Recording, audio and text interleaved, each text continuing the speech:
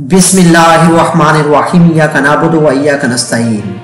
नाज़रीन इकराम, निहायत ही अफसोस की बात है कि सुप्रीम कमांडर ऑफ पाकिस्तान के साथ भी हाथ हो गया है। नाज़रीन इकराम, जैसा कि आप लोग जानते हैं कि पिछले 1.5 साल में पाकिस्तान में वो कुछ हो रहा है जो शायद पाकिस्तान की तारीख में आज तक ना हुआ हो।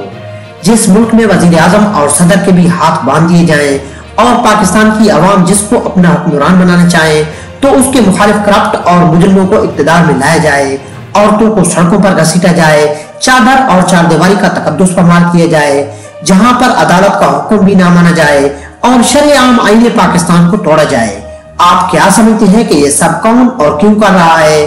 नाज़रीन इकराम, आज से 2 दिन पहले न्यूज आई कि ऑफिशियल सीक्रेट्स तरमीमी बिल 2023 पर सदर ने दस्तखत कर दिए हैं और वो बाकायदा कानून बन गया है। इस कानून के तहत बाकायदा गिरफ्तारियां भी शुरू हो गई और फिर अचानक 2 दिन बाद सदर पाकिस्तान आरिफ अलवी एक ट्वीट करके कहते हैं कि मैं अल्लाह को गवाह बनाकर कहता हूं कि मैंने ऑफिशियल सीक्रेट बिल 2023 पर दस्तखत नहीं किए क्योंकि मैं इन कवानीन से मुतफिक नहीं था।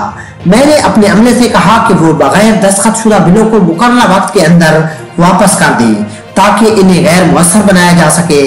मैंने इनसे कई बार तस्दीक की कि आया वो वापस जा चुके हैं और मुझे यकीन दिलाया गया कि वो जा चुके हैं।